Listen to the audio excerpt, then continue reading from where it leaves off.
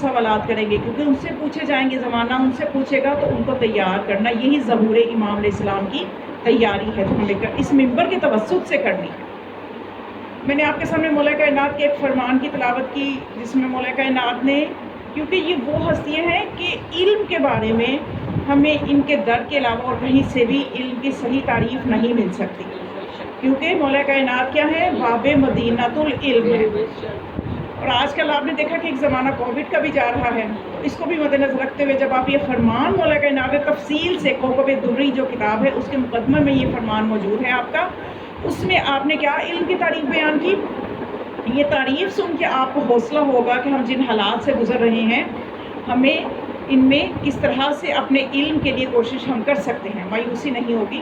اس فرمان کو سن کے آپ کے مایوسی کے جو پریشانی ہے کہ اسکول نہیں کھل رہے، کالج نہیں کھل رہے، لیکن اصل علم ہے کیا، وہ کیسے حاصل کرنا ہے؟ مولا فرماتے ہیں ان لیس العلم ما یوصل بالسماع، کہ علم وہ نہیں ہے کہ جو سننے سے آتا ہے، و قراءت کتب، اور یا کتابوں کو پڑھ لینے سے آتا ہے، اور یا پھر وہ حفظہا، اور یا پھر ان کو حفظ کرنے سے آتا ہے، یہ علم ہی نہیں ہے۔ جو ہم سنتے ہیں، جو ہم پڑھتے ہیں، جو ہم حفظ کرتے ہیں، مولا فرماتے ہیں یہ علم ہی نہیں ہے۔ انما العلم، علم پھر کیا ہے؟ مولا فرماتے ہیں انما العلم ما یغیظ من عند اللہ تبارک و تعالی علی قلب مومن، کہ علم اصل میں وہ ہے جو قلب مومن پہ اللہ کی طرف سے فیض ہوتا ہے، اللہ کی طرف سے عطا ہوتا ہے، یومن فیومن ساعتن فساعتن، گھڑی گھڑی کے بعد یا ایک ایک دن کے بعد وہ مومن کے قلب پہ اترتا ہے۔ تو جب وہ علم مومن کے قلب میں اترتا ہے تو مومن کے لیے کیا کچھ ملتا ہے اس کو؟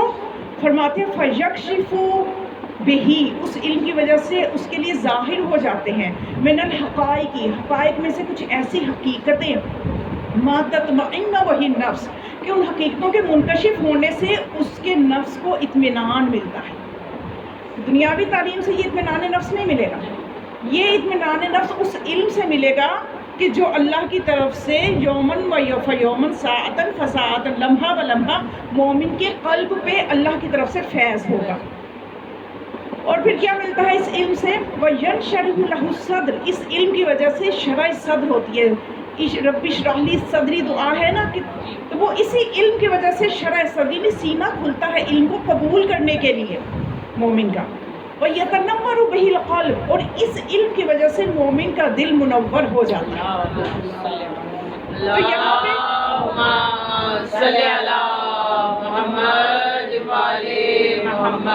بچیاں بھی موجود ہیں، تو خاص طور پہ ان کے لیے بہت ضروری ہے کہ یہ سمجھیں کہ ایک ہوتی ہے تعلیم، تعلیم آتی ہے حاصل کرنے سے، سیکھنے سے، جو ہم یونیورسٹی جاتے ہیں، کالج جاتے ہیں، وہ ہم تعلیم حاصل کرتے ہیں، اور تعلیم کیا کرتی ہے؟ تعلیم سے جہالت دور نہیں ہوتی، جہالت علم سے دور ہوتی ہے۔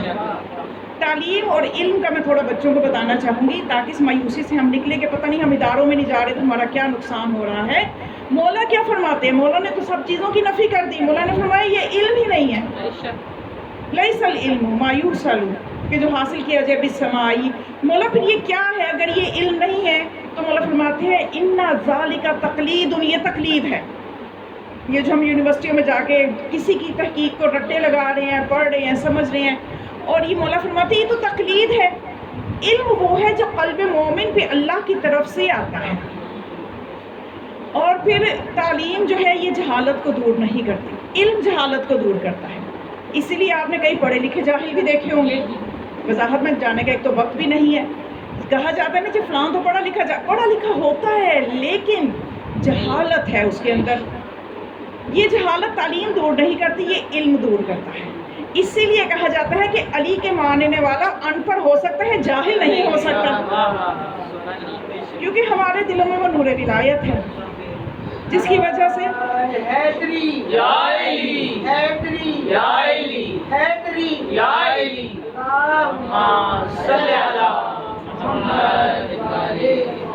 کچھ تعلیم اور علم کا فرق ہے، بس وہ میں بتانا چاہتی ہوں۔ اور اس علم کو اگر ہم چاہتے ہیں کہ ہمارے قلب پہ اترے، ہمیں تربیت نفس کرنی ہے، اور علم کے بارے میں سوائے مولا علی کے کون بتایا کہ جو باب مدینۃ العلم ہے، سوا علی کے کسی نے سلونی کا دعویٰ ہی نہیں کیا. لوگوں نے کیسے کیسے مولا کو آزمایا. کبھی نماز کے لیے جا رہے ہیں تو اس وقت میں ہم علی سے پوچھ لیں، علی کبھی تو کہیں گے نا کہ بھئی بعد میں آنا. علی نے کبھی کسی سوال کے لیے کہا ہی نہیں کہ بعد میں آنا. چلو اس وقت علی کو نماز کے لیے اول وقت سے تو ہٹ جائیں گے، کوئی ایک کام تو ہو جائے گا. لمبے لمبے سوال تیار کیے جا رہے ہیں، کبھی کسی طرح سے آزمایا جا رہا ہے، لیکن کبھی بھی مولا نے یہ نہیں کہا کہ یہ بعد میں آنا یا اس وقت میں اس کا جواب نہیں دے سکتا، پھر کسی وقت دوں گا. اور نہ ہی کبھی آپ کی نماز اول وقت سے ہٹا سکا. نمازی ہونا یہ علی کے ماننے والوں کی صفت ہونی چاہیے، اور اول وقت کا نمازی ہونا، اور علم سے محبت ہونا اور علم اس کے قلب پہ اترنا، یہ بھی علی والوں کی پہچان ہے کہ علی والا کبھی بھی جاہل نہیں ہوتا. تو اس کے لیے میں آپ کو ایک مثال یہ نہیں دینا چاہتی ہوں کہ علم میں اور اس میں کیا فرق ہے، تعلیم اور علم میں کیا فرق ہے. واقعہ آپ نے سنا ہوگا، صرف میں نے اپنے مقصد کو ذرا واضح کرنا ہے کہ مولانا رومی پڑھا رہے تھے اپنے شاگردوں کو. تو وہاں پہ جب وہ اپنے شاگردوں کو پڑھا رہے تھے تالاب کے کنارے بیٹھے ہوئے تھے کہ اتنے میں شاہ شمس، حضرت شاہ شمس جو کہ دریا اہل بیت کے غلام ہیں، وہاں سے وابستہ ہیں، تو وہ وہاں پہ آئے.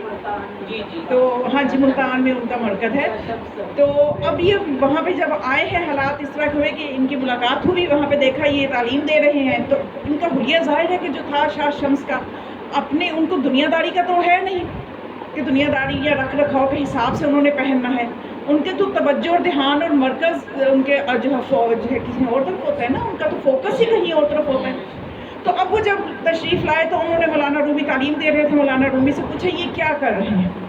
مولانا رومی نے کہا کہ یہ وہ چیز ہے جسے تم نہیں جانتے. یعنی ان کا حلیہ دیکھ کے تو مناسب نہ سمجھا کہ یہ کون سی کتابیں ہیں یا یہ میں کتابیں پڑھوں. بہت قیمتی کتابیں ان کے پاس تھیں. تو اب یہ تھا ان کے پاس ہی تعلیم، مولانا رومی کے پاس. انہوں نے کہا یہ تم نہیں جانتے یہ کیا ہے. کتابوں کے بارے میں پوچھا، تم نہیں جانتے. تو شاہ شمس نے وہ کتابیں تالاب میں پھینک دی. مولانا رومی چیخے یہ کیا کر دیا. تو کہا کہ بس اتنا ہی ہے، اتنا ہی صبر ہے. تالاب میں ہاتھ ڈالا، کتابیں واپس نکال کے رکھ دی. تو مولانا رومی نے کہا یہ کیا ہے. کہنے لگے یہ وہ ہے جسے تم نہیں جانتے. یہ علم ہے. تو یہ علم ہے کہ یعنی یہ اس در سے وابستہ ہونے سے آتا ہے. اس در سے وابستہ ہونے بغیر. میں آپ کو حال ہی کا ایک واقعہ کہ یہ بہت دور کی آپ کہیں کہ شاید باتیں ہیں، بچے کہتے ہیں آج کل کیا ہو رہا ہے ہمیں آج کل کی. یہ ابھی چند دنوں پہلے آپ نے سنا ہوگا کہ حسن زادہ عاملی بہت بڑے آیت اللہ اور عارف ہیں جن کا انتقال ہوا ہے. تو یہ اس در سے وابستہ تھے. جو اس در سے وابستہ ہو جاتا ہے اسی کے قلب کو اللہ منور کرتا ہے، اسی کے نفس کو اطمینان ملتا ہے. وہی اطمینان کی منزل پہ ہوتا ہے. چاہے ویسے کوئی ڈاکٹر بن جائے، انجینئر بن جائے، جتنی ڈگریاں لے لیں، دل کو سکون نہیں آتا. دل کو سکون ملتا ہے جب اللہ علم سے منور کرے گا، کیونکہ علم نور ہے، تعلیم نور نہیں ہے، علم نور ہے. تو اب یہ جو حسن زادہ عاملی کا میں آپ کو ہدیہ کرنا چاہتی ہوں واقعہ کہ ان کا ہر چیز میں، یعنی یہ عارف بھی تھے، عامل بھی تھے، بہت بڑے حساب دان بھی تھے، حسابیات کے بہت ماہر تھے. حتیٰ کہ فرانس میں ایک انٹرنیشنل لیول پہ کانفرنس ہوئی میتھمیٹکس کے متعلق. پوری دنیا سے جتنے بھی حساب دان تھے ان کو بلایا گیا. تو فرانس جو جہاز جا رہا تھا یہ بھی جا کے اپنی ابا کے ساتھ اس جہاز میں بیٹھ گئے. تو وہاں پہ ایک حساب کا ٹیچر تھا، پروفیسر تھا. اس نے کہا قبلہ آپ نے شاید غلط جہاز میں بیٹھ گئے ہیں، آپ نے شاید مکہ جانا ہوگا یا کربلا یا نجف جانا ہوگا. یہ تو فرانس سے آ رہا ہے جہاز، اور اس میں سارے لوگ وہ ہیں کہ جنہوں نے انٹرنیشنل کانفرنس جو میتھ کے حوالے سے ہو رہی ہے اس میں شرکت کے لیے جا رہے ہیں. تو انہوں نے کہا مجھے بھی بلایا، میں بھی اسی کانفرنس میں جا رہا ہوں. تو وہ حیران ہو کے کہتے ہیں کہ آپ کو میتھ آتا ہے، آپ کو حساب آتا ہے. تو انہوں نے فرمایا کہ ہاں بالکل مجھے آتا ہے. تو وہ کہنے لگے اچھا اگر آتا ہے تو ایک سم میں آپ کو دیتا ہوں، میرے سے تو وہ سالو نہیں ہو رہا، آپ ذرا کر کے دکھائیں. تو انہوں نے پرچے پہ سالو ایک لکھ دیا، کویشچن لکھ دیا. تو اب وہ ذرا سی آنکھ لگی اس پروفیسر کی، تھوڑی سی اونگ آئی، آنکھ کھولی تو ان کے آگے کئی پیپر بھرے پڑے تھے. تو کہنے لگے یہ کیا. کہنے لگے تم نے وہ سم دیا تھا، میں نے اس کو 17 طریقوں سے حل کر دیا. یہ تھی ان کی تعلیم. اب دیکھیں کہ علم کیا تھا. پھر فرماتے ہیں کہ وہ جو 18واں طریقہ وہ میں نے اس لیے نہیں کیا کہ وہ تمہیں پتہ ہے. یہ جو ان کو یہ بھی پتہ ہے نا کہ ان کو پتہ ہے وہ نہیں کرنا، یہ علم ہے. پر محمد وعلى محمد صلوات اللہم صلی علی محمد وعلى محمد خدا کا ہوگا ہی وہی کہ جو عالم ہوگا. خدا فرماتے ہیں قرآن میں کلو فوق کلو ذی علم علیم، کہ ہر صاحب علم کے اوپر ایک صاحب علم ہے. یعنی دنیا میں آپ دیکھیں، اگر آپ کو بہت بڑا کوئی عالم نظر آئے گا، کل کو ہو سکتا ہے آپ کسی ایسے کو سنیں، آپ کہیں اس کا علم تو اس سے بھی زیادہ ہے، اس کا علم تو اس سے بھی زیادہ ہے. تو خدا کا ولی، خدا کی حجت ہونا اس کو ٹھیک لگتا ہے، اس کو ہونا چاہیے کہ جس سے اوپر زمانے میں کوئی عالم نہ ہو. اگر ہو تو صرف رسول ہو، اور رسول جب اپنے زمانے میں، جب تک ختم نبوت نہیں تھی، آخری رسول جب تک دنیا میں رہے، ان سے اوپر کوئی عالم نہیں ہے. مولا، اور جب رسول اس دنیا سے گئے تو بتا کے گئے کہ اب میرے بعد علی وہ عالم ہے، کہ سارا علم علی کو ورثے میں مل چکا ہے، سارا علم علی کو ورثے میں مل چکا ہے. اب اگر کسی کو علمی مشکلات ہوں تو وہ علی کے در پہ آئے، کسی اور در پہ نہ جائے. رستہ بتا دیا. یہ امت کی اپنی غفلت ہے کہ انہوں نے کس راستے کو وابستہ ہونا سمجھا. یہ امت کا اپنا انتخاب ہے کہ وہ کس راستے پہ چل پڑے، جبکہ رسول تو فرما گئے تھے کہ میرے بعد علی تم پہ حجت ہے، علی تم پہ سب سے بڑا قاضی ہے.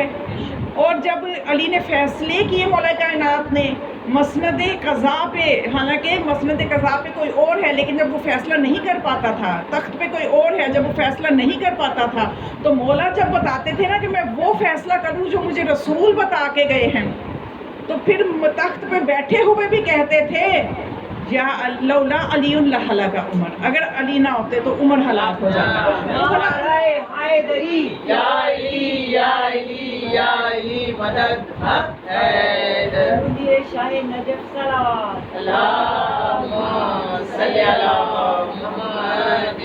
اتنا کہنے پہ اتنا تو مان لیا کہ اگر علی نہ ہوتے تو اس کا فیصلہ کیا ہو چکا ہوتا، تو عمر ہلاک ہو جاتا. 70 دفعہ یہ اقرار کیا. 70 دفعہ یہ اقرار کرنے کے بجائے اگر ایک دفعہ منبر سے اتر کے کہتے علی یہ آپ کا حق ہے، یہ تخت آپ کا حق ہے، تو آج امت اس دہانے پہ نہ ہوتی، آج اتنے اختلافات اور مسئلے نہ ہوتے. یہ وہاں سے جب آغاز میں ابتدا میں خرابی ہوئی تو وہ خرابی اب قیامت تک چلے گی، اس لیے کہ جناب سیدہ نے فرما دیا کہ تم نے جو یہ کام کیا ہے اس کو قیامت تک بھگتو گے. تو اب یہ امت ایک پلیٹ فارم پہ مشکل ہے کہ یہ ہو سکے، کیونکہ 3 حکومتیں ایسی گزری وہ اسلام کا جو حال کر چکے تھے، اور جب چوتھے نمبر پہ مولا کے حوالے جب حکومت ہوئی تب اسلام کی روح تو وہ ختم ہی کر چکے تھے، ولایت کو اندر سے نکال ہی چکے تھے. تو اس اسلام کو مولا کیا کرتے کہ جس کی روح ولایت جو ہے، یہ روح ہے اسلام کی اور تمام عبادتوں کی روح ہے.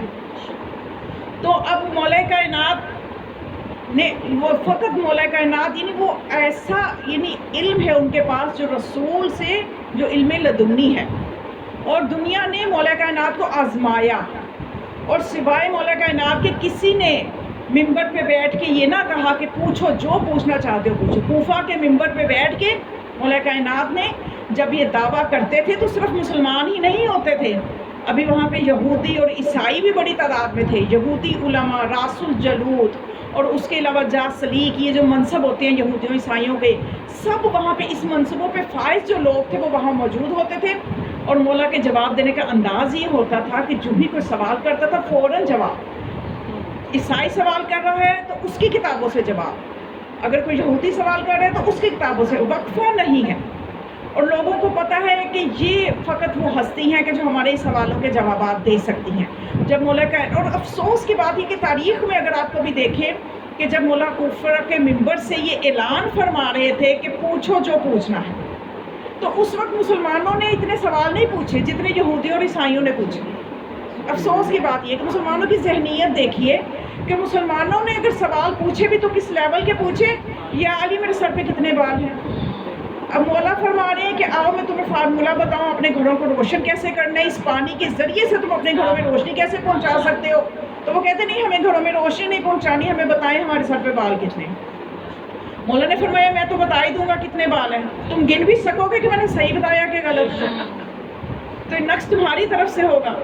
تو یہ مسلمانوں کے سوالات اسی قسم کے ہوا کرتے تھے. بلکہ مولا نے تو یہاں تک فرمایا کہ تیرے ہر بال کے ساتھ ایک شیطان ہے، اور تیرے گھر میں میری اولاد کے قاتل پل رہے ہیں. علی سے کیا پوچھتے ہو کہ علی کہاں تک جانتا ہے. کیونکہ یہ جو معصومین ہیں ان کے لیے ہمیں ان کے فضائل میں تقصیر نہیں کرنی، کمی نہیں کرنی، مقصر نہیں بننا. اور ان کے فضائل کو اس طرح سے بھی نہیں کہ اتنا بڑھا دو کہ خلو کی طرف چلے جاؤ۔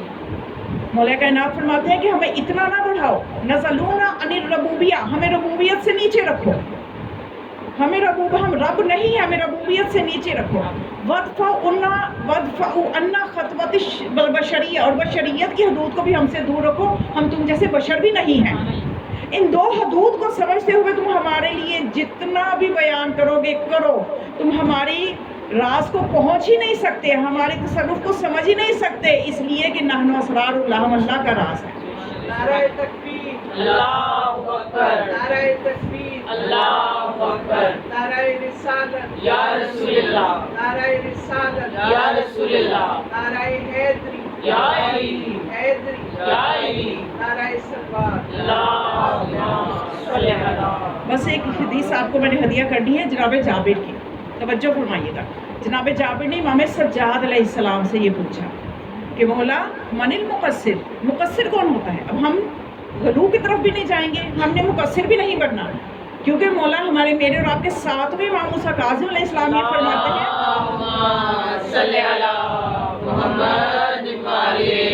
کہ گناہوں میں سے سب سے بڑا گناہ، اعظم الاسم، گناہوں میں سے سب سے بڑا گناہ جو ہے ہمارے معجزات کا انکار ہے۔ اب ہم نے ان کے معجزات پہ بھی شک نہیں کرنا، فضائل میں بھی شک نہیں کرنا، اور ہم نے ربوبیت سے بھی نیچے رکھنا ہے۔ یہ حدود کیا ہے؟ مقصر کی کیا حدود ہے؟ مقصر یعنی جو تقصیر کرتے ہیں، ان کے فضائل میں کمی کرتے ہیں، اتنی کمی کر دیتے ہیں کہ اپنے جیسا سمجھ لیتے ہیں۔ تو یہ تقصیر کیا ہے؟ یہ جناب جابر نے پوچھ لیا تو آج ہم تک بھی پہنچ گیا۔ تو جناب جابر نے جب امام سجاد علیہ السلام سے پوچھا مولا یبنا من المقصر، یہ مقصر کون ہے؟ امام نے فرمایا الذین، یہ وہ لوگ ہوتے ہیں کثروا فی معرفت الائمہ، جو ائمہ کی معرفت میں کمی کرتے ہیں۔ کون سی معرفت؟ معرفت ما فرض اللہ بہی من الامر وروحہ، کہ وہ والی معرفت کہ جو اللہ نے فرض کی ہوتی ہے اپنی روح اور اپنے امر کے ساتھ، یعنی مختص کی ہوتی ہے ما فرض اللہ من امرہ و روحہ، اپنے امر اور اپنی روح کے ساتھ جو فرض کی ہوتی ہے اس امام کے لیے، اس معرفت کا انکار کرتے ہیں۔ پھر جابر نے پوچھا کہ فما معرفت روح ہی، روح کی معرفت کیا ہے؟ یعنی جس روح کے ساتھ اللہ نے مختص کیا ہے اس کی معرفت کیا ہے؟ تو امام نے فرمایا کہ وہ لازمی ہے کہ جو امام کی معرفت رکھتا ہے یا عریفہ، وہ جان لے، یا عریفو کہ من کلو من خصہ اللہ من روح بحاضر روحی فقد فوض الیہ امرہ، کہ خدا جس بندے کو اپنی اس روح کے ساتھ مختص کرتا ہے اس کے حوالے امر کر دیتا ہے۔ توجہ فرمائی کہ خدا آئمہ کو جس روح کے ساتھ مختص کرتا ہے فوض الیہ امرہ، تو اس کے حوالے امر کر دیتا ہے۔ یا علی میں بھی علی تو بھی علی دونوں علی، یا علی میں بھی علی تو بھی علی دونوں علی، کون بندہ ہے اور کون خدا فرق رہے، نیند آتی نہیں مجھ کو تو کبھی سوتا نہیں، ایک شب کے لیے سو جا کے ذرا فرق رہے۔ نعرہ حیدری، حیدری، سوریہ شاہ نجف صلوات۔ اب یہ جو امر مختص کرتا ہے نا اللہ، امر حوالے کر دیتا ہے، سپرد کر دیتا ہے، جس کے ساتھ اپنی روح کو مختص کرتا ہے اس کے سپرد امر کر دیتا ہے۔ تو پھر مولا نے فرمایا کہ جب امر سپرد کر دیتا ہے فَيَخْلُقُ بِإِذْنِهِ وَيُحْيِي بِإِذْنِهِ، اب وہ اللہ کے حکم سے خلق بھی کرتا ہے، اللہ کے حکم سے مارتا بھی ہے، فَيُحْيِي بِأَمْرِهِ، اس کے حکم سے زندہ بھی کرتا ہے، وَيَعْلَمُ فِي الْغَائِبِ مَا فِي الضَّمَائِرِ، اور جو ضمیروں میں چھپا ہوا ہے وہ بھی ان کو مطلع کر دیتا ہے، ما کانا وما یکون الی یوم القیامہ، اور جو ہو چکا اور جو قیامت تک ہونا سب انہیں بتا دیتا ہے، جس کے ساتھ اس امر کو مختص کرتا ہے۔ تو آپ نے معصومین کی زندگیوں میں دیکھا کہ 14 معصوموں کی زندگی میں جب بھی کوئی پوچھنے آیا، پوچھنے والے نے کبھی سوال نہیں بھی بتایا تو مولا نے سوال بھی بتایا، جواب بھی بتایا، اور مردوں کو زندہ کر کے دکھایا، یہ سب کام کیے۔ اب اس میں جب معصومین نے یہ کام کیے تو اس میں جو تنگ نظر لوگ تھے، جو کہ ان کے تصرفات ولایت سے واقف نہیں تھے، انہوں نے کہنا شروع کر دیا کہ جی شرک ہے۔ آج بھی چھوٹی چھوٹی باتوں، ہر بات کو لے کے شرک، کیوں؟ کیونکہ وسعت نظری نہیں ہے، معرفت نہیں ہے، تو شرک کو اتنا آسان بنا لیا، حالانکہ شرک جو ہے اس کے جو ضد ہے توحید، یعنی شرک جو ہے اس کو بہتر ہم سمجھتے ہیں، کیونکہ توحید کا سب سے بہترین درس دینے والے مولا کائنات ہیں، اور ہم نے مولا کائنات کے دامن کو تھاما ہوا ہے۔ جتنی اچھی توحید ہم جانتے ہیں کوئی نہیں جانتا، ہمیں فخر ہونا چاہیے۔ اب جس کے ساتھ یہ امر مختص ہوتا ہے وہ ان تمام باتوں کو بھی جانتا ہے جو قیامت تک ہونی ہے۔ اب آپ کے سامنے میں مثال دوں، وہی میں دوبارہ اس طرف آتی ہوں کہ جب کوفہ کے منبر سے مولا کائنات پوچھتے تھے کہ پوچھو، سلونی سلونی، جو پوچھنا ہے پوچھو۔ اس کے بعد جس نے بھی یہ دعویٰ کرنے کی کوشش کی اس نے منہ کی کھائی، اس نے ذلت کو دیکھا، ذلت اس کا مقدر بنی۔ جب ایک سے دوسرا سوال پوچھا تو سر کھجانے لگے، جواب ہی نہیں آیا۔ جب دل کیا نا کہ آج ہمارے پاس بہت علم آ گیا ہے، جب محسوس کیا کسی نے کبھی وقت میں گنجائش ہوئی تو بتاؤں گی، تو اس میں انہیں منہ کی کھانی پڑی۔ یہ فقط ذات مولا کائنات اور ان کے بعد ان کے وسیع ہیں جو یہ دعویٰ کرنے کا حق رکھتے ہیں، کیونکہ وہ علم جو رسول خدا سے مولا کائنات کو ورثے میں ملا وہ ایک کے بعد دوسرے امام کو ورثے میں ملتا رہا۔ تو مولا کائنات نے جب پوچھا کہ پوچھو جو پوچھنا چاہتے ہو، تو اب یہودی بھی اسی در پہ بیٹھے ہوئے ہیں، انہیں پتہ ہے کہ ہمیں یہیں سے مشکلات ہونی ہے۔ تو ایک یہودی اٹھا، اس نے کہا کہ اے علی میں کچھ سوالات کرنا چاہتا ہوں۔ مولا نے فرمایا پوچھو، جو پوچھنا ہے پوچھو اور جواب لو۔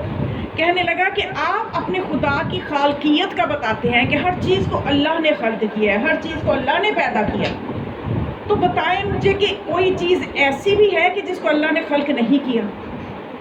اب یہ یہودی اپنی کتابوں میں یا تو وہ جواب پڑھ کے آ رہا ہے یا اس کو صرف سوال ہی پتہ ہے، کہ اس کے ذہن میں سوال، اچھا سوال بھی تو نصف علم ہوتا ہے، اب اس کے ذہن میں سوال آیا، اس نے پوچھ لیا کہ آپ اپنے اللہ کے بارے میں کہتے ہیں وہ خالق ہے، ہر چیز کو اس نے خلق کیا، تو بتاؤ وہ کون سی چیز ہے جو اللہ نے خلق نہیں کی؟ تو مولا امیر المومنین نے جواب دیا کہ ہاں ایک چیز ہے جس کو اللہ نے خلق نہیں کیا، وہ قرآن ہے، کیونکہ قرآن اللہ کا علم ہے اور اس کا علم عین ذات ہے، یہ اس کی مخلوق نہیں ہے۔ ایک عام انسان کو جب علم ملتا ہے وہ اس کی عین ذات نہیں ہوتا۔ ایک وقت میں ایک انسان جاہل تھا، کچھ اس نے علم حاصل کیا، کچھ اس نے محنت کی، علم اس کے قلب پہ آیا، یا اس نے تعلیم حاصل کی، اب وہ عالم کہلانے لگ گیا۔ تو ایک زمانے میں وہ عالم نہیں تھا، تو یہ تو ہے انسانوں کا عالم ہونا، لیکن خدا کا عالم ہونے کا مطلب یہ ہے کہ خدا کا علم اس کی عین ذات ہے، ازل سے اس کے ساتھ ہے، بعد میں نہیں آیا۔ ایسا نہیں ہے کہ کبھی کا وقت تھا کہ خدا کے پاس علم نہیں تھا، ایسا نہیں ہے۔ تو آپ نے فرمایا قرآن جو ہے یہ وہ ہے کہ جس کو خدا، جو خدا کی مخلوق نہیں ہے، اس کا علم ہے، اس کا کلام ہے اور اس کی عین ذات ہے۔ پھر کہنے لگا کہ اچھا آپ بتائیں کہ وہ کون سی چیز ہے کہ جس کو اللہ نہیں جانتا؟ آپ کہتے ہیں کہ آپ کا خدا علیم ہے، تو کوئی چیز ہے جسے اللہ نہیں جانتا؟ تو مولا نے فرمایا ہاں ایک چیز ہے جسے اللہ نہیں جانتا، تم جو اللہ کا بیٹا بنائے بیٹھے ہو کہ عزیر اللہ کا بیٹا ہے، اللہ نہیں جانتا کہ اس کا کوئی بیٹا بھی ہے۔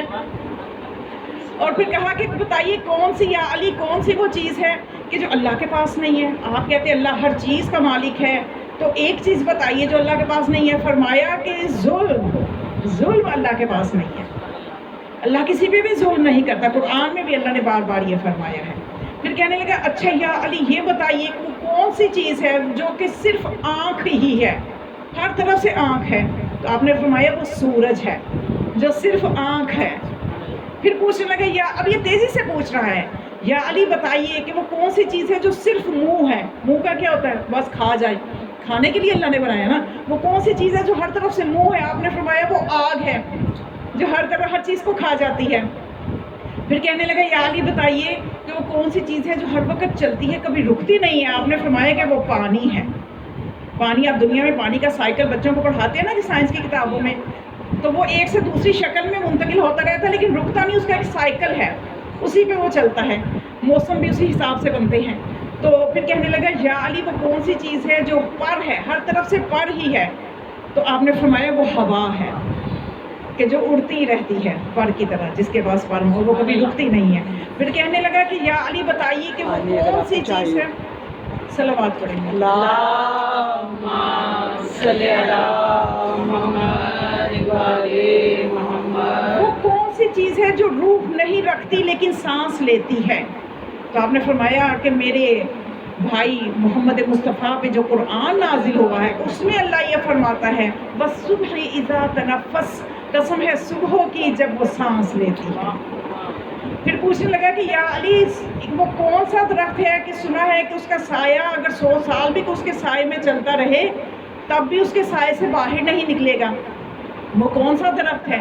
تو آپ نے فرمایا وہ شجر طوبہ ہے کہ جس کا سایہ तमाम जन्नतियों के हर कसर पे फैला हुआ है। जितने कसर हैं जन्नत में उन पे शजरे तूबा का साया है कि हर तरफ उसकी रोशनी है। तो कहने लगे या अली ये कैसे हो सकते हैं, एक जगह एक दरख्त और उसका साया इतना ज़्यादा, और वो जन्नत भी पता है कितनी बड़ी। कुरान में खुदा फरमाता है अर्ज़ुहा, कि उसका अर्ज़ इतना ज़्यादा है कि फिस्समाई वल अर्ज़, यानी उसका अर्ज़ ज़मीन और आसमान से भी ज़्यादा है।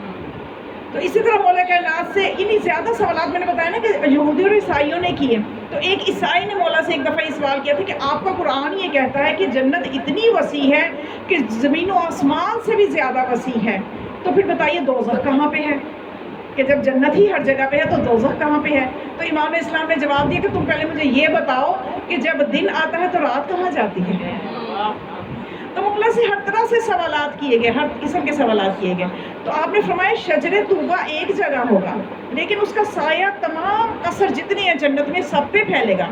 तो पूछने लगा कि यार ये कैसे हो सकता है, इसकी दुनिया में कोई मिसाल है? फरमाया कि सूरज एक जगह पे है, उसकी रोशनी सबको अपने अहाते में ले लेती है। तो फिर कहने लगा अच्छा या अली ये बताइए कि वो कौन लोग होंगे कि जो ग़िज़ा खाएंगे लेकिन वो नजासत की हाजत नहीं उन्हें पेश आएगी, बोलो बरास की ज़रूरत नहीं पेश आएगी। तो आपने फरमाया वो जन्नत में जन्नती होंगे कि ग़िज़ा खाएंगे लेकिन इस नजासत से महफूज होंगे। तो कहने लगा कि या अली दुनिया में कोई इसकी मिसाल? तो फरमाया कि शिक्म मादर में बच्चा 9 महीने तक रहता है, खाता भी है पीता भी है लेकिन नजासत नहीं करता। फिर कहने लगे कि या अली वो कौन सी कब्र है जो अपने साहिब को लेके फिरती रही? फरमाया वो हज़रत यूनुस है जो मछली के पेट में सफ़र करते रहे, समुद्रों में सफ़र करवाते रहे। फिर पूछा कि या अली बताइए कि वो कौन सी चीज़ है कि जो बग़ैर माँ के दुनिया में आए? वो कौन सी मखलूक है जो बग़ैर माँ के दुनिया में आए? क्योंकि बाप के बगैर की तो मिसाल हज़रत ईसा की मौजूद थी, वतन मादर के बगैर कौन दुनिया में आए? तो फरमाया हज़रत आदम, हज़रत हव्वा और मूसा अलैहिस्सलाम का असा, नाका सालिहा, और वो इस्माइल की जगह पे जो दुम्बा आया था वो दुम्बा, ये बगैर वतन मादर के दुनिया में आया। यानी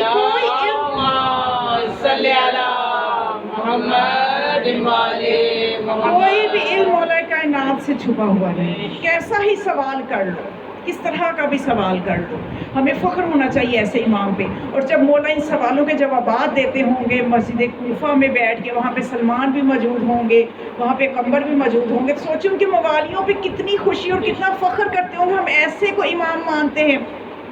और आज हमें भी फ़ख्र करना चाहिए कि हम इन हस्तियों को इमाम मानते हैं, हम इनके दर से वाबस्ता हैं, तो हमें भी खुशी होनी चाहिए। और असल में आप ये जो तवज्जो से सुन रही हैं, ये खुशी से सुन रही हैं, ये दाद जो दे रहे हैं, ये असल में मौला कायनात को दाद दे रहे हैं कि वो किस किस तरह के सवालात के जवाबात दे रहे हैं, किस किस तरह के सवालात के मौला जवाबात दे रहे हैं। फिर उस यहूदी ने पूछा कि या अली बताइए कि आसमानों के कुफ्ल ताले क्या हैं?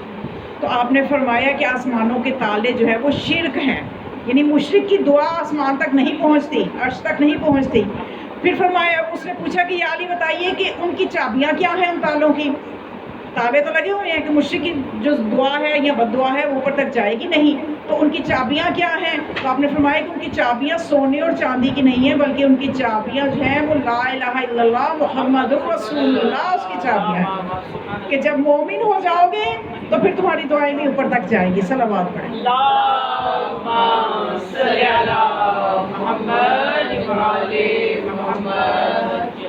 तो ये मौला कायनात का वो इल्म है जो एक इमाम से दूसरे इमाम तक, सिवाय इनके वरसा के जो इनके वारिस इमामत जो हुए, जो अगला इमाम के अलावा कोई भी ये दावा सलूनी नहीं कर सकता, क्योंकि इन हस्तियों के पास जो इल्म है वो इल्म लदुन्नी है।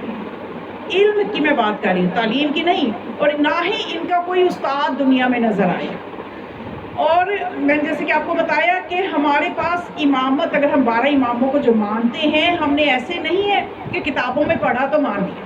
हमारे पास इमामत का एक मयार है, ये बच्चों को बताएं कि हम जिनको इमाम मानते हैं, इमामत का मयार हमारे पास ये है कि जो इमाम होता है वो मोजज़ नुमा होता है, वो मोजज़ा कर सकता है। अब ये कई बच्चे हैं, अभी इतना नहीं जब मालूमात होती तो दुनिया बहकाने की कोशिश करती है कि ये जैसे जादूगर भी तो जादूगरी में क्या क्या कुछ दिखा जाते हैं। लेकिन मैं बताऊं, कुरान में वाक़या पढ़ें, कुरान को पढ़ा करें। जनाब मूसा का वाक़या जब आप उसकी तारीख़ क़ससुल अंबिया में जब पढ़ेंगी तो आपको पता चलेगा कि जब جادوگروں نے موسیٰ جو تھا فرعون اس کے کہنے پہ جب رسیاں پھینکی تھی تو وہ چھوٹے چھوٹے سانپ بن گئے تھے. تو جناب موسیٰ نے عصا پھینکا تو ان سانپوں کو کھا گیا. تو اب جب وہ کھا گیا تو وہ جو جادوگر تھے وہ ایمان لے آئے. وہ جتنے بھی بڑے ٹاپ کے جادوگر فرعون نے بلائے ہوئے تھے کہ آج میں نے یہ جو اللہ کی توحید کا دعویٰ کرتا ہے کہ اللہ کی توحید کی طرف بلاتا ہے اور نبوت کا دعویٰ کر رہا ہے, اس کو میں نے جھٹلانا ہے. اور نبی اور امام کی پہچان یہ ہے کہ وہ معجزہ نما ہوتے ہیں. سب سے پہلے تسلیم کریں کہ وہ معجزہ کر سکتے ہیں, ہم اس کو امام مانتے ہیں.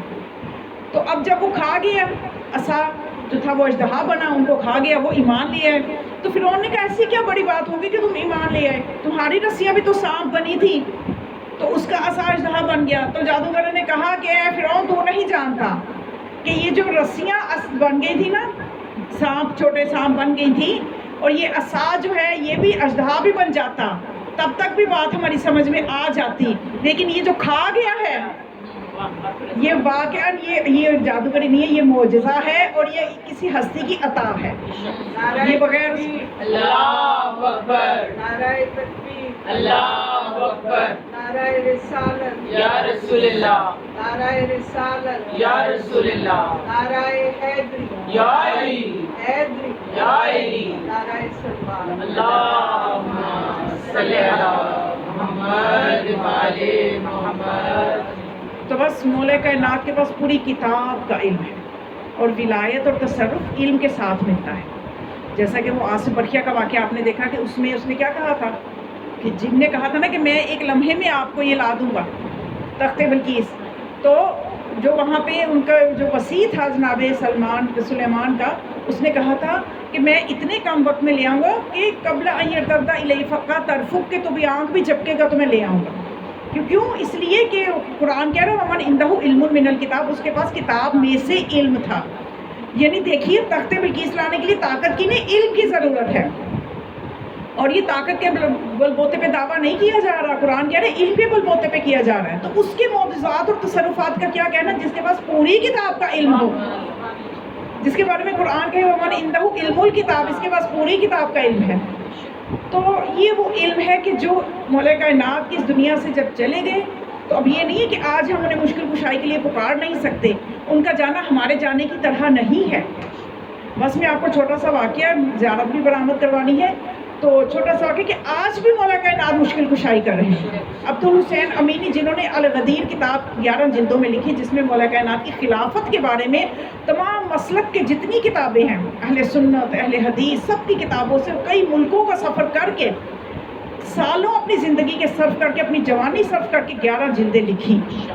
اور ان 11 جلدوں کا سوچیے کیا اجر و ثواب ان کے لیے مولا کی نظر میں, کیا مقام ہوگا عبدالحسین امینی کا. تو وہ لکھتے ہیں کہ جب وہ یہ کتاب لکھ رہے تھے, انہیں اگر کسی حوالے کے بارے میں مشکل پیش آتی تھی تو مولا کائنات کی طرف سے رہنمائی ہوتی تھی کہ فلاں جگہ سے یہ کتاب فلاں کتاب خانے سے ملے گی. تو ایک بہت خوبصورت آپ کے ایمان کی مزید تقویت کے لیے بس ایک واقعہ جلدی سے بیان کرتی چلوں کہ اب یہ عبدالحسین امینی لکھتے ہیں کہ انہیں ایک کچھ حوالوں کی ضرورت تھی, مولا کی جو ہے خلافت بلا فصل ثابت کرنے کے لیے کچھ حوالے چاہیے تھے. اس کے لیے انہیں ایک کتاب زمخشری کی ربیع الابرار نامی کتاب کی ضرورت تھی. اور اس وقت اس زمانے میں اس کے صرف 3 نسخے تھے, ایک یمن میں تھا, ایک شام کی لائبریری ظاہریہ اس میں تھا, اور ایک نسخہ نجف میں تھا. اور نجف میں جو نسخہ تھا ظاہری یہی ان کے اپروچ میں تھا. یہ وہ جو عالم دین جن کے پاس نسخہ تھا وہ انتقال ہو گیا, اب ان کے بیٹے کے پاس پوری لائبریری اپنے باپ کی آ گئی. اب یہ گئے جا کے اس سے کہا کہ مجھے یہ ربیع الابرار دے دو 3 دن کے لیے. اس نے کہا کہ نہیں میں نہیں دوں گا. اب یہ عبدالحسین امینی نے کہا کہ اچھا چلو 1 دن کے لیے دے دو, نہ مانا. کہنے لگے چلو میں تمہارے گھر بیٹھ کے تمہارے سامنے میں کچھ حوالے نقل کرنا چاہتا ہوں, پڑھ لیتا ہوں, مطالعہ کر لیتا ہوں. انہوں نے کہا اس کی بھی اجازت نہیں ہے. پھر عبدالحسین امینی جو ہے انہوں نے ابو الحسن اصفہانی بہت بڑے اس وقت کے آیت اللہ تھے, مجھ سے تھے, ان کی سفارش ڈلوائی, پھر بھی وہ نہ مانا. ایسا عجیب انسان تھا. پھر اس کے بعد کاشف الغطا کی سفارش ڈلوائی, پھر بھی وہ نہ مانا. پھر یہ مایوس ہو کے سو گئے کہ اب تو یہ کتاب نہیں مجھے ملے گی, اور چاہیے بہت ضروری تھی. اب جب سوئے تو عالم خواب میں مولا کائنات نے مشکل کشائی کی. اللہم صلی علی محمد وعلی. فرمایا کہ اے عبدالحسین امینی, جواب و سوال کا اندہ ولد الحسین, تیرے سوال کا جواب میرے بیٹے حسین کے پاس ہے. اب انہوں نے نجف سے کربلا کا سفر شروع کیا، صبح اٹھتے وضو کیا، نماز پڑھی، کربلا کی طرف نکل گئے کہ وہاں جا کے مولا کے روزے پہ وہی مسئلہ بیان کیا، شکایت کی اس بندے کی کہ مجھے کتاب نہیں دی۔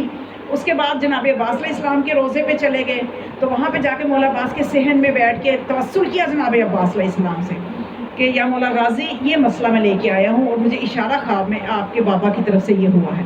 اور وہیں بیٹھے ہوئے تھے کہ ان کے پاس ایک وہاں پہ مولا عباس کا چاہنے والا، وہاں پہ ایک اس وقت کا برجستہ خطیب، اس زمانے کا بہت زیادہ اس کی خطابت مشہور تھی، اس کا نام محسن تھا، وہاں آیت اللہ محسن وہاں پہ آئے اور آ کے اس سے کہا، اور ان کی کنیت ابو الحب تھی، اور آ کے کہا کہ آج رات کا کھانا آپ نے میرے گھر کھانا ہے۔ ان کو لے گئے، جا کے کھانا وغیرہ وہاں پہ ان کو کھایا۔ اس کے بعد کہا کہ میں آپ کی لائبریری دیکھنا چاہتا ہوں، انہوں نے کہا ضرور دیکھیں۔ لائبریری جو جا کے دیکھی تو سامنے ہی کتابیں نظر پڑی، وہی ربیع الابرار کتاب موجود تھی۔ اور انہوں نے اپنی کتاب القدیر میں یہ واقعہ لکھا ہے کہ اس طرح سے یہ روایات مجھے ملی کہ میں نے وہ کتاب کو دیکھ کے رونا شروع کیا۔ انہوں نے وجہ پوچھی، میں نے بتایا کہ اس طرح سے واقعہ ہوا، تو انہوں نے کہا کہ یہ میں آپ کو ہی دے دیتا ہوں، یہ ہدیہ کرتا ہوں، اور یہ 2 اماموں کی طرف سے آپ سمجھ لیجیے کہ ان کے نام پہ، ان کے صدقے سے میں نے آپ کو یہ ہدیہ کر دیا۔ صلی اللہ محمد وعلی محمد۔ بس مومنات، وہی تمام علوم ہمارے امام مہدی علیہ السلام کے پاس۔ بس اب آپ ہم صاحب کی طرف لے آئی کہ امام زمانہ علیہ السلام، میں نے آپ کو بتایا کہ جہاں پہ ان کے چچا عباس کے نام کی مجلس ہوتی ہے تو ضرور آتے ہیں۔ محمد علی فشندی، یہ واقعہ ان سے نقل ہے، اور یہ کتاب سید حسن ابتہی اپنی کتاب میں لکھتے ہیں کہ قاضی زاہدی گلپیگانی نے ان کو یہ واقعہ بیان کیا کہ محمد علی فشندی جو ہے ایک نوجوان تھا جو کہ جوانی سے ہی اس نے اپنے تزکیہ نفس کیا، اپنے آپ کو پاکیزہ کیا، گناہوں سے بچایا، اور حج بہت زیادہ کرتا تھا۔ حج اس لیے کرتا تھا کہ اسے پتا تھا کہ حج پہ امام ضرور ملیں گے، امام کے دیدار کے شوق میں حج کرتا تھا۔ ہم اپنے آپ میں تھوڑا سا محاسبہ کریں، ہم امام کے دیدار کے شوق کے لیے کوئی عمل کرتے ہیں، کوئی وظیفہ کرتے ہیں؟ 40 دن کے لیے اگر آپ کوئی وظیفہ امام کی محبت میں کریں، صرف یہ شوق رکھیں، کوئی اپنی دنیاوی حاجت نہ رکھیں، مولا میں نے آپ کی زیارت کر دی، خلوص سے ہم تھوڑی سی محنت کریں، تھوڑی سی ریاضت کریں تو ان کی زیارت مشکل نہیں ہے۔ تو اب یہ جو نوجوان تھا، اس نے جوانی حج اس لیے کرتا تھا، مکہ کئی دفعہ ہی جا چکا تھا، اس لیے کہ میں نے حج کرنی۔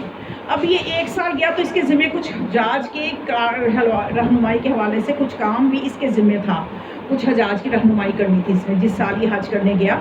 تو اس نے کہا کہ میں نے 7 ذی الحج کو ہی عرفات کے میدان میں چلا گیا، حالانکہ حاجی وہاں پہ 8 کو جاتے ہیں اور پھر وہاں پہ پورا دن رہتے ہیں، یہ 7 کو چلا گیا۔ کہتے ہیں کہ میں 7 کو ہی چلا گیا سامان وغیرہ لے کے، جب میں میدان عرفات پہنچا تو کوئی بھی نہیں تھا، یعنی 7 ذی الحج کی دوپہر کو وہاں کوئی بھی نہیں تھا، لوگوں نے تو 8 کو آنا تھا۔ تو کہتے ہیں میں پہلے اس لیے چلا گیا کہ میرے ذمہ کچھ حاجیوں کی رہنمائی کے حوالے سے کام تھا، میں نے سوچا میں اپنے ساتھیوں کے لیے بہترین جگہ حاصل کر لوں۔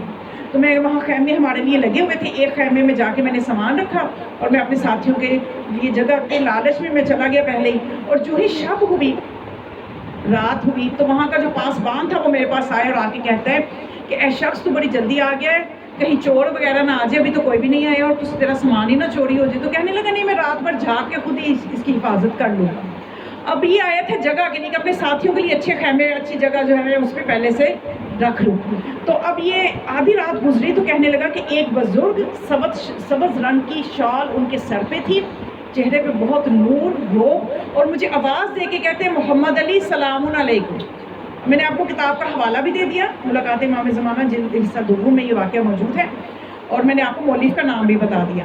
تو اب یہ کہتے ہیں کہ السلام علیکم، نام لے کے سلام کیا، تو یہ نہ سمجھے، یہ امام کی امامت کا تصرف تھا کہ یہ نہیں سمجھ پا رہا۔ اب یہ کہتے ہیں کہ وہ معروف شخصیت اندر تشریف لے آئیں، اور اس کے بعد ان کے ساتھ کچھ جوان بھی تھے، بالکل ینگ، وہ باہر ہی کھڑے تھے۔ یہ اندر آئے تو ان کو مجھے یہ کہنے لگے اے محمد علی تو خوش قسمت ہے، محمد علی تو خوش قسمت ہے۔ اس نے کہا کہ آپ کو کیوں لگا کہ میں خوش قسمت ہوں؟ کہنے لگے اس لیے تو خوش قسمت ہے کہ یہ جو رات تم نے یہاں بسر کرنی ہے، 8 کی رات ہو گئی نا، وہ یہ جو 8 کی رات میرے جد حسین نے بھی عرفات کے میدان میں بسر کی تھی، اور تو بھی بسر کر رہا ہے، خوش قسمت ہے۔ صلی اللہ محمد وعلی محمد۔ تو پھر کہنے لگا کہ اس کے بعد میں نے پوچھا کہ آج کی رات کے کوئی اعمال بھی ہیں؟ تو اس ہستی نے کہا، اس بزرگوار نے کہا کہ ہاں آج کی رات کی 2 رکعت نماز ہے، 2 رکعت نماز پڑھنی ہے، سورہ الحمد کے بعد 11 مرتبہ سورہ توحید پڑھنی ہے، اور اس کے بعد کہتے ہیں ہم نے مل کے نماز پڑھی. کیسا خوش نصیب شخص ہے, سوچیے اس نے کتنا تزکیہ نفس کیا ہوگا. تو اب وہ کہتا ہے کہ اس کے بعد وہ ایک دعا پڑھنے لگ گیا. تو وہ دعا اتنی اچھی تھی, میرے دل پہ ایسے اثر کیا کہ میری آنکھوں سے آنسو آنے لگے, اور میں اس دعا کو یاد کرنے کی کوشش کرنے لگا. تو وہ میری طرف متوجہ ہوئے, دعا ختم ہوئی تو کہتے ہیں اے محمد علی, یہ دعا خاص طور پہ معصومین کے لیے ہے, تو حفظ نہیں کر سکتا, حفظ کر بھی لے گا تجھے بھول جائے گی, یہ اماموں کے لیے خاص ہے. وہ پھر بھی نہ سمجھا. اس کے بعد وہ کہنے لگا کہ میں نے سوچا کہ بڑی بزرگ شخصیت ہے, ان کا علم بھی بہت زیادہ ہے. تو میں نے ان سے کہا کہ میں آپ سے اپنا عقیدہ بیان کروں, کہ میں صحیح عقیدے پہ ہوں. یہ نہیں ہوتا نا, عقیدے کو بھی میل کچیل لگ جاتی ہے, آج کے دور میں تو زیادہ خطرہ ہے. اس لیے اچھے اچھے لوگوں اور علماء کے پاس جا کے اپنا عقیدہ چیک کروایا کریں. جہاں ہمیں دوسری بہت سی چیزوں کی فکر ہوتی ہے, ہمارے عقیدے میں کچھ شیطانی چیزیں تو نہیں آ گئی, یا ہم نے عقیدے کا کوئی اچھا حصہ تو نہیں گم کر دیا. عقیدے کو آپ یہ کبھی بڑے علماء چیک کروایا کرتے تھے, اپنے سے بڑے علماء, کہ ہم صحیح عقیدے پہ ہیں, ایمان کے ساتھ اس دنیا سے اگر جانا ہے تو یہ کرنا ہوگا. تو کہنے لگے, میں نے کہا میرا عقیدہ چیک کر لے, میرا توحید کے بارے میں یہ عقیدہ ہے. تو کہتے ہیں میں نے اپنا عقیدہ بتایا, میں نے قرآن کی وہ آیت تھی, اب لمبی بحث ہو جائے گی, سنریہم آیاتہم من انفسہم و آفاقہم, کہ ہم نے آفاق میں اور اس کے اپنے نفس میں اپنی توحید کی نشانیاں دکھائیں. خدا اپنے وجود کی, خدا کہتا ہے میں نے نشانیاں انہیں دکھائیں آفاق میں, یعنی آفاقی نشانیاں, سورج چاند ستاروں کا وقت پہ نکلنا, اور ان کی اپنی ذات میں جو ملفمد من عارف نفسہ و عارف ربہ, یعنی انسان کے انفسی نفس میں جو نشانی ہے تو اللہ کے وجود کی, اور جو آفاق میں نشانی ہے. وہ والی آیت جو ہے وہ میں نے تلاوت کی, تو وہ خوش ہوئے کہ تمہارا توحید کا عقیدہ بالکل ٹھیک ہے. کہنے لگے پھر میں نے ولایت کا عقیدہ انہیں بتایا کہ ولایت کے بارے میں میرا یہ عقیدہ ہے. تو انہوں نے کہا ہاں بہت خوش ہوئے, تمہارا تو عقیدہ بہت اچھا ہے ولایت کے بارے میں. پھر اس کے بعد وہ کہنے لگے کہ میں آپ سے پوچھنے چاہتا ہوں, محمد علی نے کہا, کہ اس وقت ہمارے زمانے کا امام کہاں پہ ہے؟ تو اس بزرگوار نے کہا کہ وہ اس وقت تمہارے خیمے میں ہے, لیکن یہ متوجہ نہیں ہوا. پھر کہتے کہ میں نے پوچھا اچھا کیا وہ ہمارے زمانے کا امام, کیونکہ اسے تو لگن تھی نا اپنے امام سے ملنے کے لیے, وہ اتنے حج کر رہا تھا, کہ آپ مجھے بتائیے کہ جب عرفات آئے گا, عرفات کا دن ہوگا, تو کیا وہ بھی وہاں پہ عرفات کے میدان میں ہوں گے؟ تو انہوں نے فرمایا ہاں ہوں گے. اس نے پوچھا کس جگہ پہ ہوں گے؟ انہوں نے فرمایا جبل رحمت کی حدود میں ہوں گے.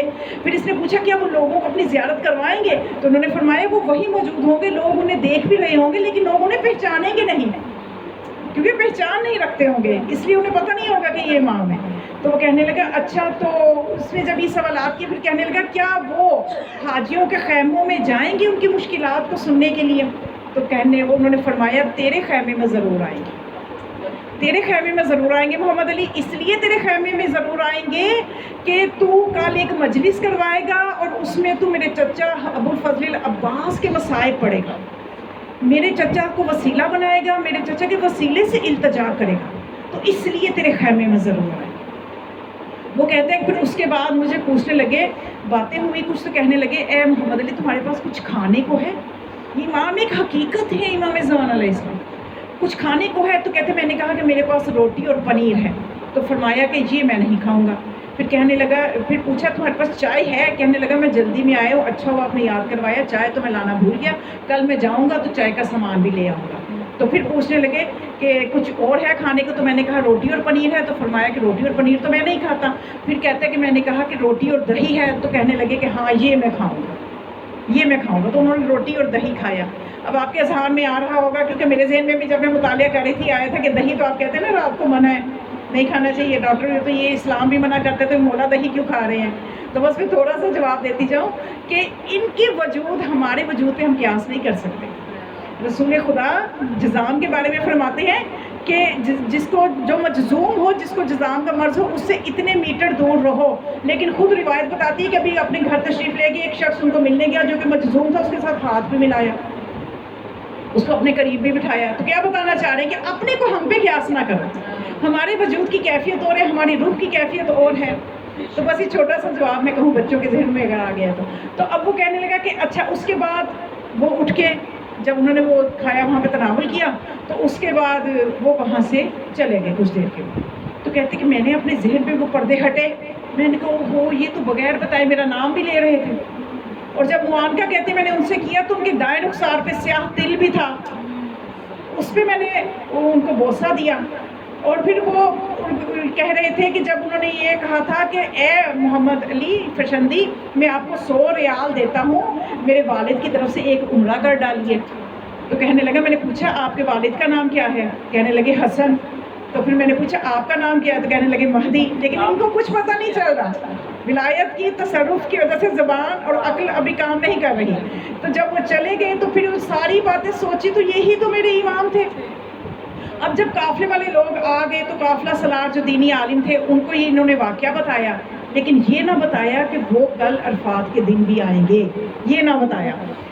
اب لوگوں میں ہلچل تھی، تو اتفاقاً کہتے ہیں کہ جب مجلس میں نے رکھی خیمے میں، تو جب عالم دین نے مجلس پڑھنا شروع کی تو اس نے جناب عباس کے مصائب پڑھنا شروع کر دیے، اور ماحول ایسا روحانی ہو گیا کہ ہر بندہ چلا رہا تھا، مولانا غازی کے مصائب سن کے رو رہا تھا۔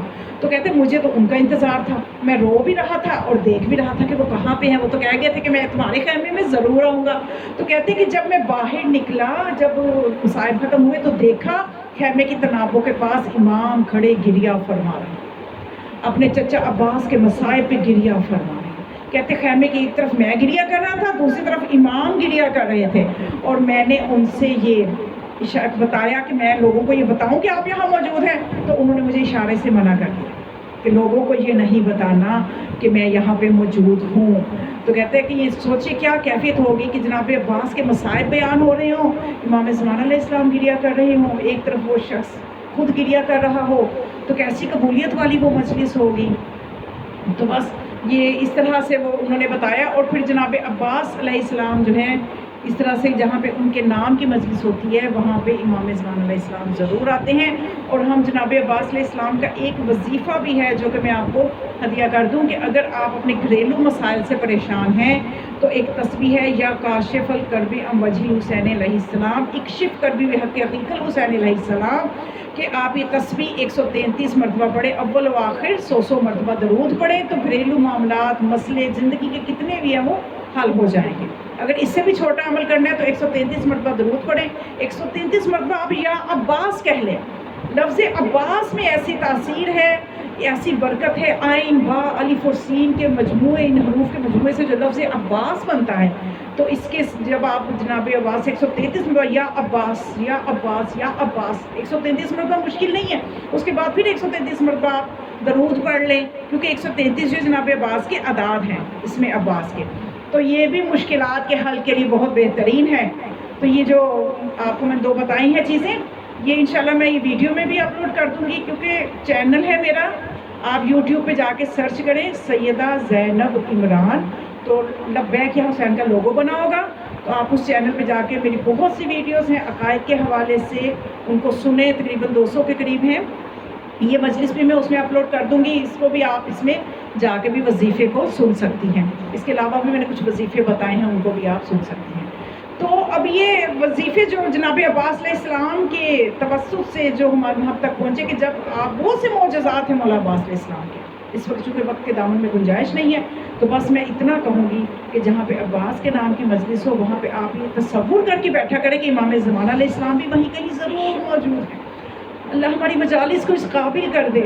جناب عباس علیہ السلام کی مصیبتیں ہی اتنی زیادہ ان پہ آئیں کہ جناب عباس کا روزہ ہے اور وہاں پہ مجلس ہو رہی تھی اور جناب عباس کے مصائب بیان کر رہا تھا عالم۔ اس نے ایک روایت پڑھی، روایت اس نے اس طرح سے پڑھی کہ میدان میں، کربلا کے میدان میں، جب جناب عباس کا دایاں بازو قطع ہو گیا، اس کے بعد بایاں بازو قطع ہو گیا، مومنات یہ جناب عباس کی مصیبت میں آپ کو بیان کر رہی ہوں، اور جناب سیدہ کو پرسہ دینا ہے، اس لیے کہ جناب سیدہ خوش ہوتی ہے کہ ان کے بیٹے عباس پہ بھی رویا جائے، جس طرح ان کے بیٹے حسین پہ روتے ہیں ان کے بیٹے عباس پہ بھی رویا جائے۔ آپ نے سنا ہوگا نا کہ ایک عالم دین جناب عباس کی زیارت کو بھی جایا کرتے تھے اور مولا حسین کی زیارت کو بھی جایا کرتے تھے۔ بیوی نے شکوہ کر دیا خواب میں آ کے کہ تو میرے بیٹے عباس کی زیارت کو نہیں جاتا۔ اس نے کہا اے میری شہزادی ہے، شہزادی کون ہے، میں جاتا ہوں آپ کے بیٹے، کہتے ہیں فرمایا کہ تو میرے بیٹے عباس کی زیارت کو کب جاتا ہے؟ بہت محبت ہے جناب عباس سے جناب سیدہ کو، تو جناب سیدہ کو آج ہم نے پرسہ پیش کرنا ہے ان کے بیٹے عباس کا۔ تو جب مولا عباس کا روزہ ہو، ان کے روزے کے صحن میں عباس ہی کے مصائب پڑے جا رہے ہوں، اور جب عالم دین نے کہا کہ جب مولا کے دونوں بازو قطع ہو گئے تو ایک سنسناتا تیر آیا جو کہ مولا کی آنکھ میں پیوست ہو گیا۔ نیچے ایک عالم دین مجلس سن رہا تھا، اس نے کہا کہ اے عالم یہ روایت غلط ہے، تو نے یہ روایت صحیح بیان نہیں کی. تو اس کے بعد وہ عالم کہتے ہیں کہ میں نے معافی چاہی کہ شاید میرے بیان کرنے میں کچھ غلطی ہوگی. گھر جا کے سو گیا, وہ بھی سو گیا کہ آدھی رات کا وقت جب یہ نماز شب کے لیے عالم اٹھا تو وہی شخص, وہی عالم دین جس نے ٹوکا تھا کہ اے عالم تو نے روایت صحیح بیان نہیں کی, وہ اس کے گھر آیا, دخل الباب کیا اور کہا کہ وہ روایت مجھے پوری سنا. کہنے لگا پوری روایت, تم تو کہتے تھے وہ روایت غلط ہے. کہنے لگا نہیں, میں جب گھر جا کے سویا ہوں تو غازی عباس میری خواب میں آئے ہیں. کہنے لگے ہیں اے شخص تو کیا کربلا میں موجود تھا, تمہیں کیا پتا عباس پہ کیا کیا مصیبتیں آئیں, تمہیں کیا پتا عباس پہ کیا کیا مصیبتیں آئیں. تو کہتے ہیں کہ میں نے پوچھا مولا آپ بتائیے آپ پہ کیا کیا مصیبتیں آئیں. اب مولا عباس کے مصائب مولا عباس کے الفاظ میں ہی سنیے.